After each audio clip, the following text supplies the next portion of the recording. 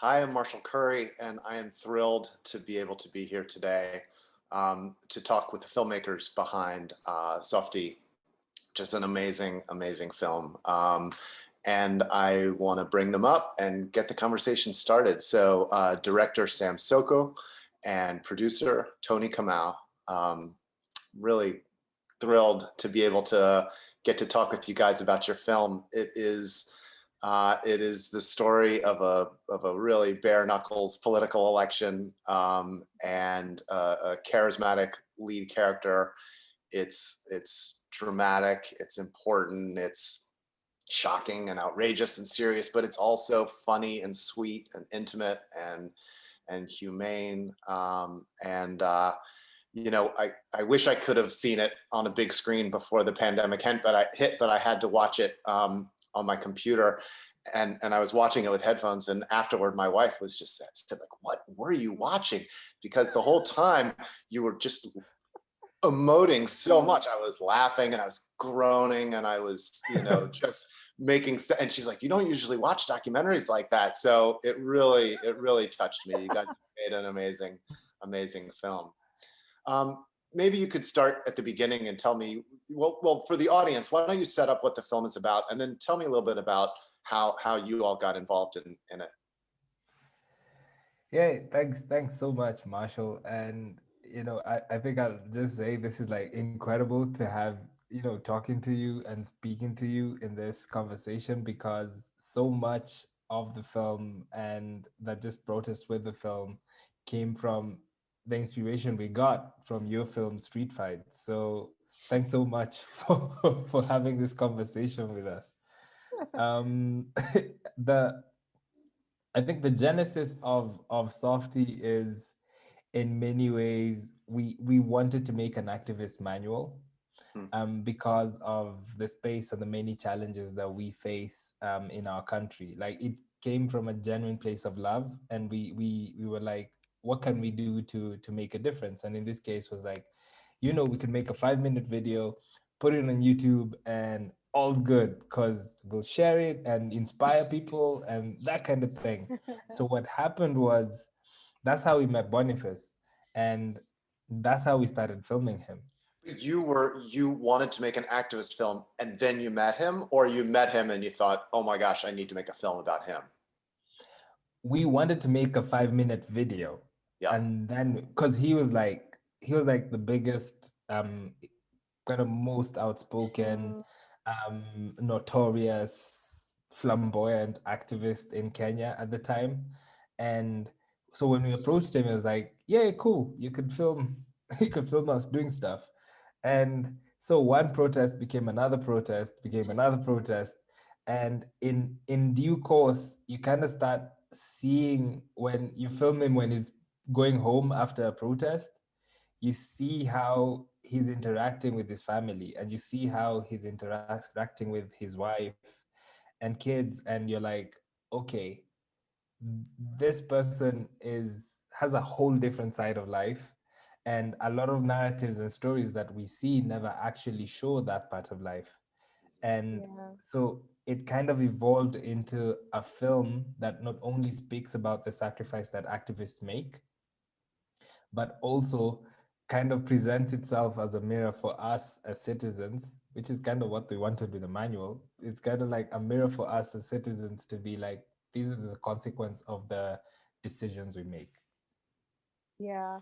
And I think they were also like a lot of short documentaries about Boniface. So also at the time that Soko like started doing this activist manual, like he had been covered ad infinitum. Mhm. Like he was the one of the biggest activists. It was like MLK. I don't want to say MLK of Kenya. Maybe that's a bit of a reach, but but like everyone wanted to do a story about him. So I think something also that was interesting was that Soko was able to go beyond the, this image of this heroic figure, and to actually, Mhm. like actually like get Jerry, his wife, who has Mm. always been someone who's always been in the background. Like she's always a Mhm. strong, silent woman who's by her man. And I think Soko got so close to them during the filming process. Van Jerry, who had been silent for so long, said, actually, I need to talk about my side of the story. And I think that's what makes it so special. Boy, it really does. That he got that side. Yeah. And so your initial plan then was to make it as a profile of an activist, not necessarily a politician. You didn't know that he was going to run, or did you already kind of know he was going to run? I had no idea he was going to run. Like Okay. at the beginning, actually, it was more about the protests. Like it was more like, this is how you put a protest together.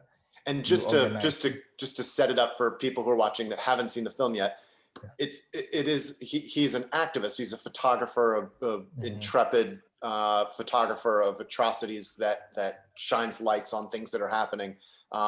And a quarter of the way through the film or so, he decides he's going to run for office, and then it sort of turns into a campaign film. Whole other thing, yeah. And that was a surprise. No, it's crazy how the film literally kind of plays out what the experience was for us in many ways. And sometimes I joke, but he also kind of plays what Jerry's journey is in knowledge. Yeah. Because she also finds out stuff with us. So it was kind of like a camaraderie built of storytelling over the period in which you kind of realize and engage with things as things play out and open up through time. Because the film is told over 7 years, over 10 years, but we filmed over 7 years. So it's kind of one of those things that I honestly had no idea that first we're going to be there that long, and two, we're going to have the journey that we did. Yeah. Because Jerry found out on camera with you guys. Like there's the scene where Boniface tells Jerry, "I'm running for political seat," because Soko, I think you thought that you were done with filming around that time. Yeah, and then all of you found out, oh my God, we have 2 more years of filming. Right. Yeah, it's an amazing moment where he sort of sheepishly tells her that he has decided to drag their family into a campaign.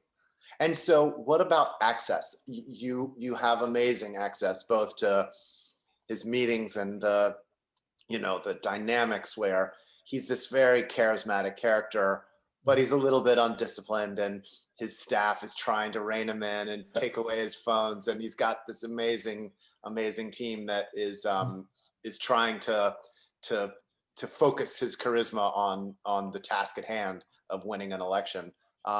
And then the scenes at home and with his kids are just amazing. How did you approach that? Was it something that you just sort of crept in closer and closer, or was there an initial meeting or a meeting at some point where you sat down and said, okay, here are the ground rules, here's what we can film, here's what we're not filming? How did you approach that access? Because with a politician whose job is about controlling their public image, it's a real leap of faith to let somebody into their world with the camera. With Boniface at the beginning, Softie, at the beginning, it was complicated for many reasons. Because one, yes, he was like this public figure who, of course, wants to control the story that gets out about.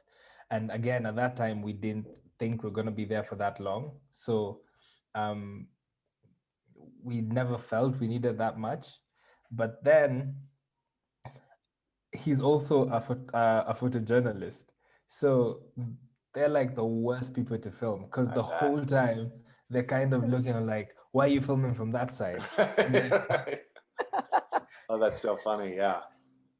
And so after the thing that happened though is because of how much time I spent with them, I developed a different relationship with the members of the family differently. Like my relationship with Jerry is very different from the relationship I have with Softie, and it's very different from the relationship I have with the kids. So when it became more intent in capturing their, like, not only like a deeper sense of his work and also a deeper sense of the family, I had kind of gained the trust of everyone separately. And it was less of a matter of this is what this person thinks and this is what this other person thinks. It was kind of like, I'm welcome to each person's space. So in the end, it worked out because I was always very scared that one day someone was gonna be like, no, I don't want to see you again, and that kind of becomes has like a domino effect. But even when it got to the election, I was already with him when he was an activist. So a lot of the people say who came during the election kind of found me there rather than the other way around. Right. So right. it was more of like, oh, there's this guy who just shows up with a camera or with his people. And actually a lot of them kind of knew me but didn't know me. And then when the film came out, they were like, oh my God, that's what you were doing. That's what it was. Yeah. That's hilarious. So it was one of those experiences. But it kind of I worked out at the end. And the crew was mostly you with your camera, or what are you? The crew was a couple of people. Like the crew was, you cannot film a protest alone. The crew, That's right. Yeah. The crew was.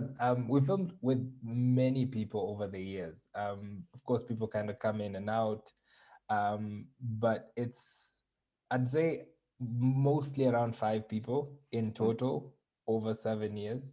Yeah.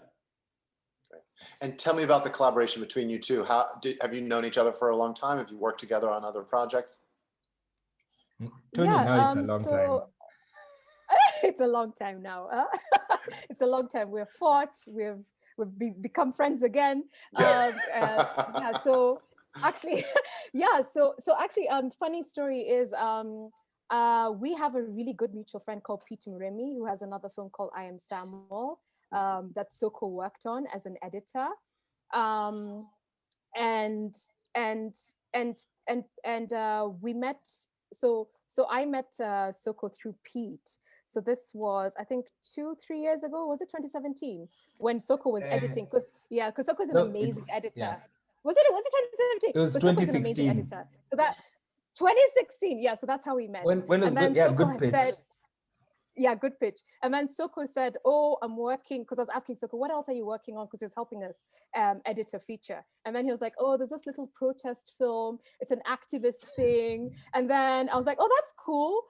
Can I see some material? And then he showed me material. I was like, oh, that's interesting. And then I was like, how much more material do you have? And he's like, oh, I guess about 500 hours. And I was like, you want to do a 15-minute video with 500 hours? And then I think also at that time, like Soko was still thinking that he was doing this activist manual, but he had such incredible footage, and it was literally just a treasure trove. Every time you spoke to him, you saw something incredible. And so we talked about the project for a while, and then Doc Society got on board, I think during the Good Pitch meeting, because you also showed Just Search like a video after Pete prompted you, like at this Good Pitch meeting, you showed Just Search a trailer. You're like, yeah, it's rough cut. And then Just was like, oh my God, this is amazing. So every time someone saw the material, like even Mila Ongthwing at Hot Docs, like everyone just knew, like there was this magic, this lightning in a bottle that Soko had captured. Yeah, and then we just decided to work together on the project to see where we could take it. And we went to Hot Docs Forum where we pitched, and we won an audience award for our pitch. And then I Still Film came on board around the same time. And I guess the rest is history from there. Yeah. Wow. Yeah. I just kept running now. It just kept running. Keep running. And the release of it has been really terrific. Tell me about your partners and your broadcast and your release, the Sundance and your release plans that I guess will be kicking off soon. So I can speak a little bit about it, and then Soko could just chime in. So we had our world premiere at Sundance 2020 last year. Where I met you for the yes, moment. Where we met briefly, and I think I remember when we were with Toni, and then Toni was like, Marshall Carey. I was trying to whisper loudly. And then the whole time we were like, hi. No, it was mutual because I had asked, I believe, Chris White at POV. I said, well, so what are some films I should, and he said, oh, you know what you really got to see? There's this one that's terrific and the filmmakers are great and you really want to talk to them. So I was really happy when you introduced yourselves. And it was so crazy. You're like, we just met like a week, and then a week later, you're winning an Oscar. We're like, oh my God. Yeah. We're like, we met an Oscar winner. But it was nice because like after Sundance, because I think you'd asked about the release plans. Right. So yeah, we did Sundance, and we had a POV co-production, which we actually like got during Hot Docs. So it was released in the US on POV, also released in on BBC Storyville, which we're really excited about. They're both so good. Yeah, and we're with Outlook. Outlook are doing our world sales. Icarus is doing a release for us. Actually, we're going to be releasing today at BAM Brooklyn, virtual cinema, which is incredible. Like Icarus is doing an amazing job of rolling us out. And we also had a Kenyan premiere, which Soko can speak a little bit about because it was quite incredible. But Soko, could you speak a little bit about the premiere? Yeah. So we because of COVID, it took a while for us to share the film because the film was primarily made for a Kenyan audience, and you know that the scariest audience you're afraid of when they're gonna watch the film. Yeah. So we managed to do it in October last year on the 16th, and initially when we're speaking to the distributors, to at least have like a limited release in the theaters, they initially were kind of highly skeptical because they were like, you wouldn't like, we don't know anything about documentaries. We don't think they would work. And they initially just said, we'll probably give you 2 weeks and that's it. But we ended up being in the theaters for 7 weeks. And we were the biggest film in Kenya last year. Wow. Yeah. And are the biggest documentary in Kenya ever. Wow. So, that's great. So it's sorry. And what was the response there? I mean, were people surprised? Were they how did they react? It caught people off guard in so many ways because this is one of the very few times in which Kenyans are seeing themselves and seeing how they react in politics and the decision they make over a period of time, because a lot of the time is like the news, and we all know how news is kind of overwhelming and kind of inundates everything. And the beauty of documentary is we captured a story that kind of showed the consequence of our decisions and kind of the consequence of colonialism, the consequence of the work people like Cambridge Analytica. So we kind of, when we captured that and Kenyans were watching, they were like, oh my God, everyone has to see this. Everyone needs to see this. And it kind of moved like that, word of mouth. And we eventually decided to kind of self-release digitally in East Africa and in a couple of other African countries to kind of allow more people to watch and get more people to watch the film, because there's so many places, there's so many instances of resonance around the continent and struggle. And with everything that happened at the beginning of this year in the US, it just kind of just blows off to see what just bad, what like how fragile democracy is. Right. Yeah, that's true. And like I think how important it is to fight for it, and how much we should normalize activism, how much we should normalize voting, active citizenship, actually like questioning your leaders, questioning, like what the news says. Because I think like something else that was really interesting, I think, about Kenyan responses to Boniface was that, we live in a country that had a very autocratic leader for a very long time. Moi was a president, and dissent was squashed. Like people would even whisper. Like if they were angry, if they were upset about something, people would whisper in their rooms. So this is in the 80s and 90s. So the idea of being an activist in Kenya, it's not necessarily something that's seen as a positive thing as such, just because of how it's been framed by mainstream media and previous leadership. So Boniface is seen as a troublemaker, you know, and he had been fighting for, you know, like upholding our democracy. The fact that it's personal, you know, like you cannot divorce yourself from politics and say, oh, someone else will deal with that. Like his call, he always had a call to action for individuals to come to the streets with him and protest. To actually get involved in questioning your leaders, and in terms of like what are they actually going to do with you when they're elected. So I think that was interesting because like a lot of people I spoke to, middle class especially, were like, okay, I understand why Boniface protests. I understand why he's angry about some things in the middle class. And I think it's a testament to Boniface and his family that they were so generous with themselves and vulnerable to be able to show us all these different moments. Like even when Boniface was like campaigning, and a lot of people were asking, were saying, you don't have money, why are you campaigning? And I mean, Boniface was so vulnerable and just gave us such, I think, amazing insight to what it means to campaign for political seat in a country like Kenya.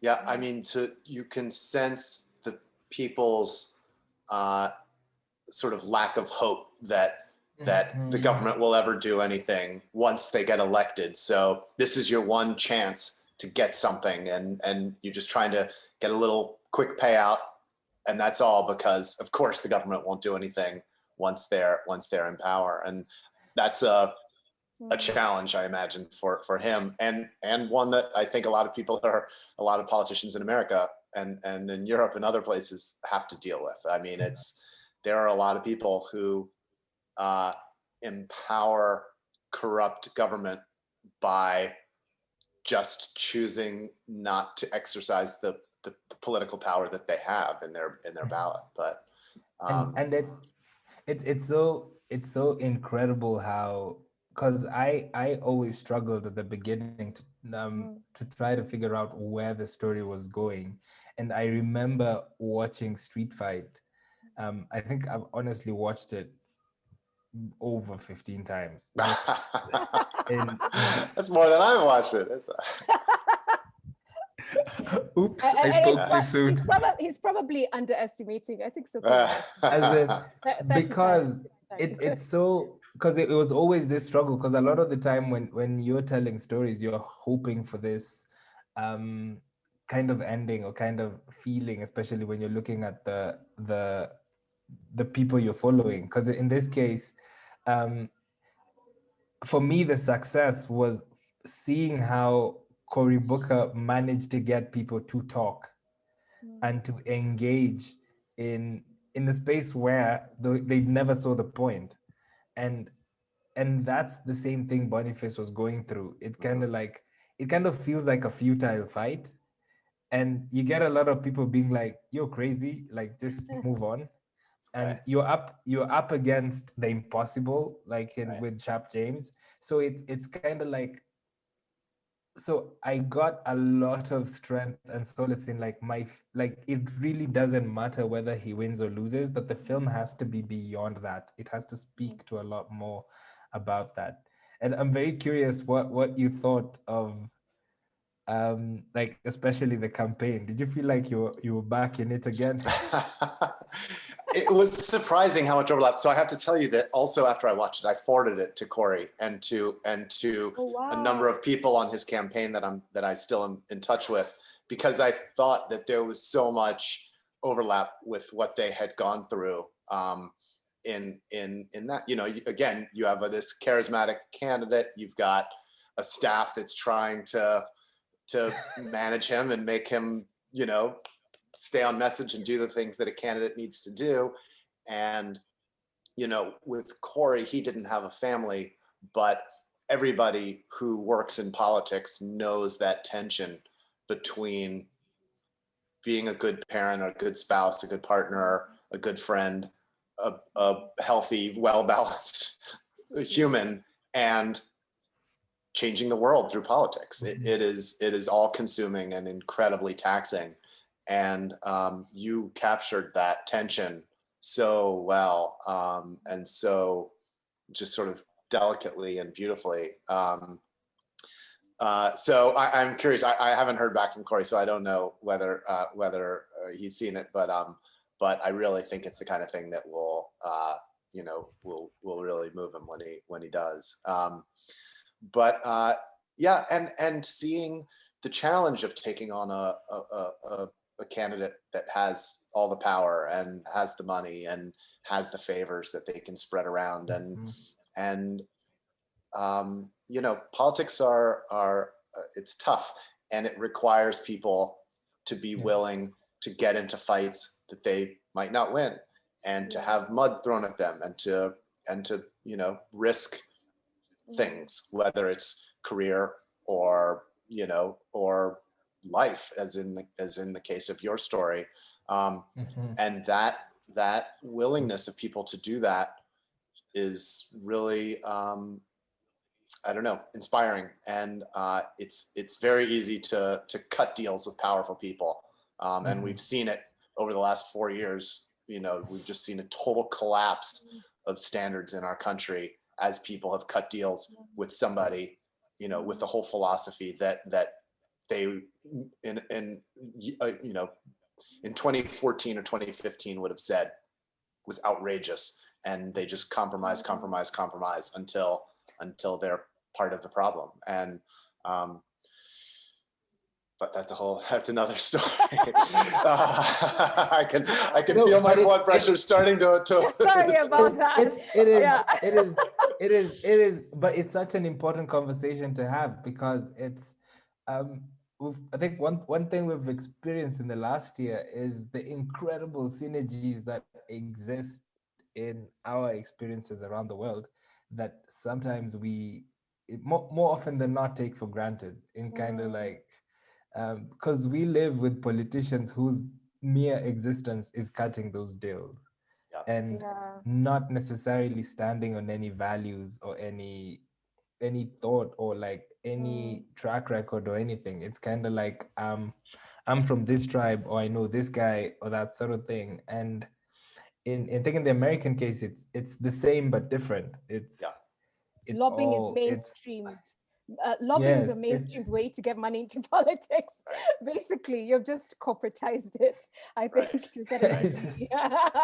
Yeah. No, there is a difference. You all, in making this film, and Softie in the election, and his family faced real violence and real threats. I mean, in Newark, there was a little fear that somebody might take a punch at you, or something like that. But the power of the state apparatus in Kenya is a whole other thing. Tell me a little bit about some of the fear that you all felt that in making the film, the risks that you had to navigate, and how you sort of managed those challenges, because that's it was a real thing for you. It's very funny. We were having a conversation with Boniface a few weeks ago at how, now when we think about it in retrospect, we're like, that was kind of dumb, because it's because you would, like, for instance, there's this one time we went to this neighborhood that's totally not safe, because there are guys who are being kicked out by a landlord, and this is like at 1 a.m. at night. And when, just at the point when we left in the evening, after we left, the next morning, someone called us and was like, hey, you guys were so lucky, because there were some young guys who were about to jack you. And then there's another time when we were campaigning, and this guy who'd blocked the road and we were trying to tell him to move just pulled a gun on us.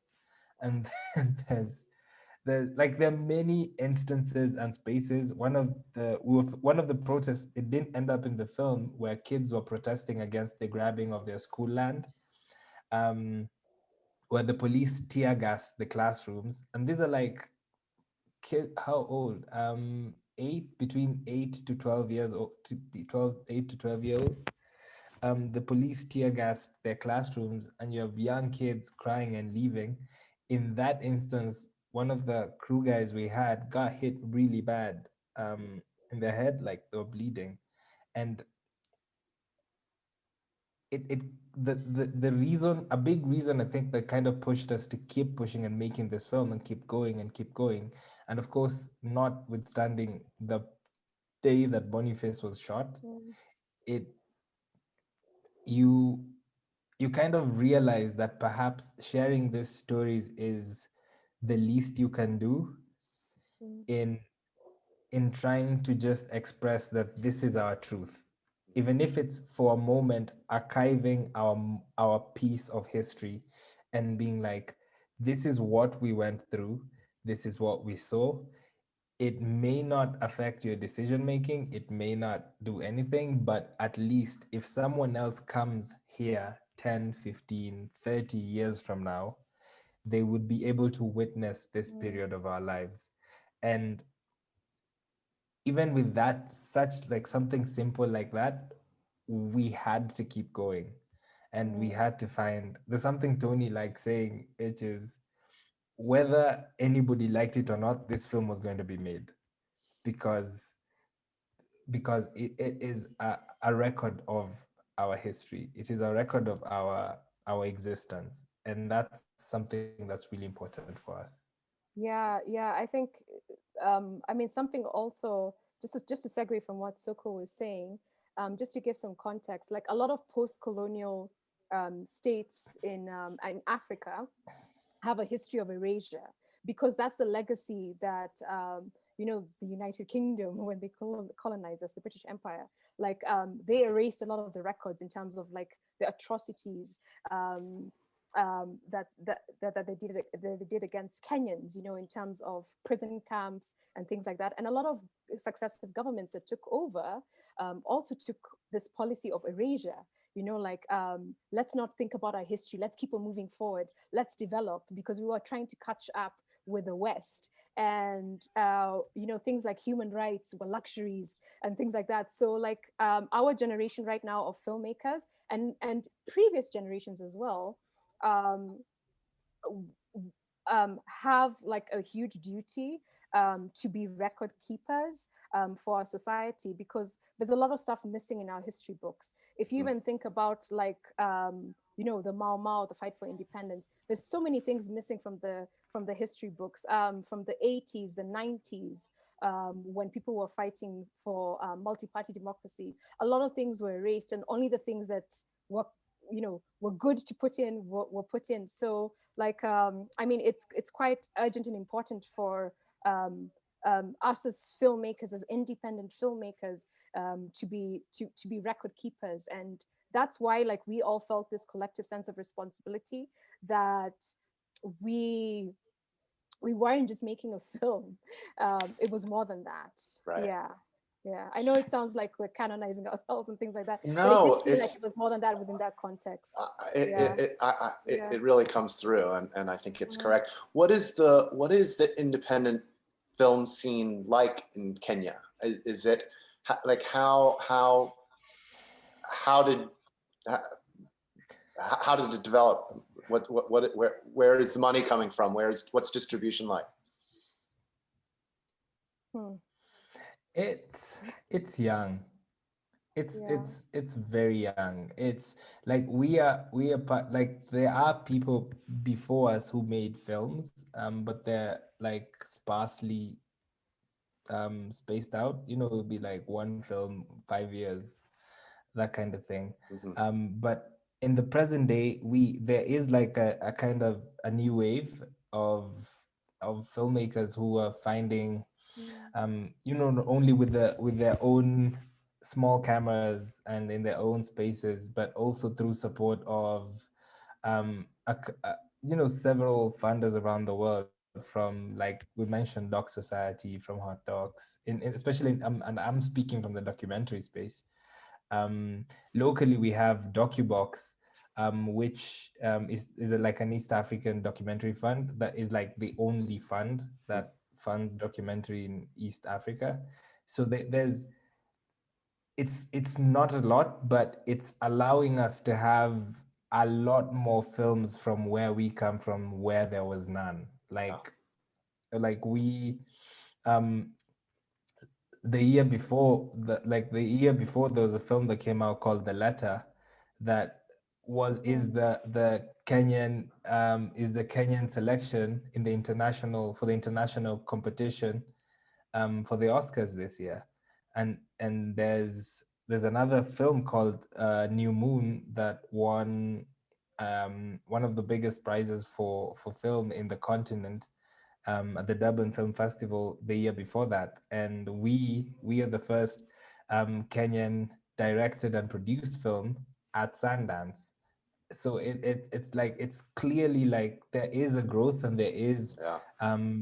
Tony's other film opened at Hot Docs, I Am Samuel. So there's Mm. there's other films that are coming out this year that we're excited about, and there's other films that are coming out the year after, and all this comes from a space where there were no films coming out, Yeah. like documentary films. So it's There's growing. There's a lot momentum. more. Yeah, there's Mm. momentum.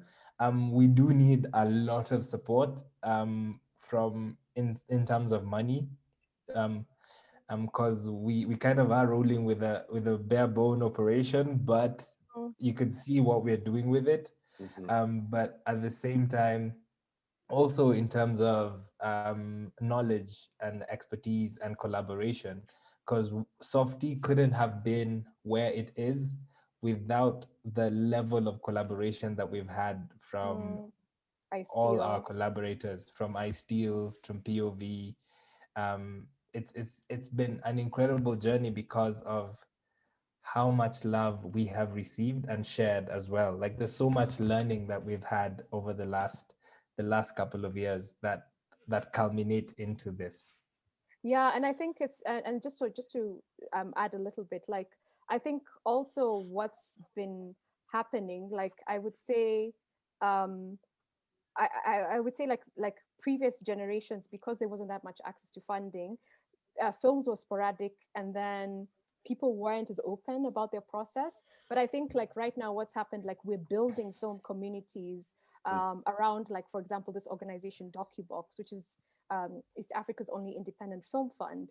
And through that, like there's a community that's being built of filmmakers who are talking to each other within Kenya, within East Africa, and sharing their experiences.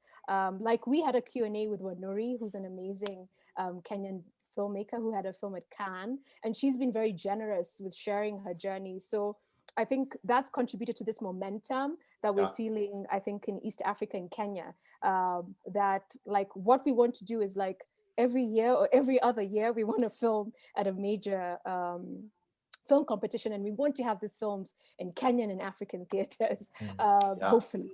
Yeah. When you take the film around the world, what do you think American and European audiences see differently, or don't understand about Kenya, or Africa more broadly? Wow, I think I've been surprised by how different America and Europe is with the journey in this Ah, film, in terms of how they react to the film. Primarily because I feel Europeans have a lot more knowledge of the African continent, Yeah, um, from having and colonized it. from yeah. having, of course. Yeah. Yes. So Touche. they they they Sorry. so they come with that knowledge, and and there is that part of first kind of soul searching with themselves, kind of like, oh crap, this is what we did. Interesting. And and or kind of like what's more interested in what's happening now, um how and but the place where there's a synergy with, especially with the US, is how the last 5 years, I would say, from Brexit to the election of Trump up to this point, how much they would like, when we were at Sundance, there were people who were watching the film, they were like, oh my God, this is what's happening here. Yeah. And it's that experience that they're like, oh, so you have gone through this before us. And we were like, because we were like the petri dish. they experimented with us, and then they came to you guys to do the real deal. So what happened is, like, when a lot of these audiences watch this, they see a lot of knowledge that can be found in our stories, and a lot of people get shocked at how our history has impacted us, and how much information there is to the story of Kenya beyond what you look at the tourism magazines, Right. or the being like, oh, Barack Obama's from Kenya, and you're like, this is the Kenya that you're talking about. Right. So it kind of adds, there's a lot of knowledge added about a country that is beyond what is there on the surface. And can you give us an update on what's been happening politically and in Softie's life since the last scene of the film? Toni will give the political update. Oh, wow. Thanks, Soko. Okay. I will give the Softie update. Okay. Wow, thank you. Thanks for that, Soko. I'll remember So, that. Toni, let's start with the political, then I finish with Softie. I will summarize it. I will just summarize it. So like right now, I mean, since then, so watch the film to find out. Okay, I assume you've watched the film after using this Q&A. So I mean, Boniface didn't win the election. Someone else, another politician won the election in Stere constituency where he was running, and I guess the constituents are not so pleased with who they chose, but it is what it is. So like I guess like right now what's happening politically is that we've kind of gone back into campaign season for the next election, 2022. Okay. And there's a call to change the constitution to be able to have a prime minister, which a lot of people are fighting back against. And I think because of COVID and how it affected the country economically, I think a lot of people are asking questions about, leadership and what are these people actually doing for us. So it's not, I guess, the best situation, but I think it mirrors what's happening across the world, where citizens are really asking themselves, like, what does this government, the way it's structured, these leaders who are here, what are they actually doing for me? Because at the end of the day, if I lose a job or I'm sick and I can't pay my bills, I should be able to have a government who I'm paying taxes to that is, catering for my rights and needs. So I think like it's interesting. I'm a bit optimistic because I think that there's an interesting political change happening and kind of like conscious awakening, I think, with voters. Yeah. Boniface and so Boniface's update on families is twofold. So him and his party they're kind of thinking about the next steps on what to do and the change they want to make. And then the family. So one thing that he said that's very interesting, I think both him and Jerry said, was that the film was kind of a wake-up call in terms of how he views himself as a father, and how like it gave him a different insight in places that he didn't know. And he kind of said two things happened in the last year that have kind of changed a lot of their dynamic, both as a father and both in their marriage, which is watching the film and be like, oh, so we need to do something about this and work on this. And then COVID happened, so it put them together, so he couldn't go out and do anything. Yeah. So I think we had this Q&A and he was like, this is one of the closest periods they've ever been in their life, and he's thankful for that. That's so sweet. they're in a good place trying to figure life in this space. Is he gonna run? I don't know, but my instinct, I think so. Yeah. But we might find out the same way. So well, hope you'll be rolling when he tells Jerry. Yeah. No. Did anybody think you were gonna make another street fight after you were done? Yes, and in fact, I have shot over the years. Then a couple of years Ooh. later, he ran again and ended up winning to be the mayor. And I filmed some of that. And I filmed a little bit of his Senate and a little bit of the president when he was running for president in this last election. So so I've Wow. got a bunch of footage that's just sitting on the wall, sitting on the shelves in the closet. Street fight too. That's right, right. Boy, you guys have made a really great movie, and thank you for doing it. And thanks for taking the time to talk to us. It's been fun to get to ask you questions. Softie, Toni, and thanks everybody who's tuned in. I hope if you haven't seen the film, even though you know how it's going to turn out, it's the journey more than the answer at the end. So it is a terrific film.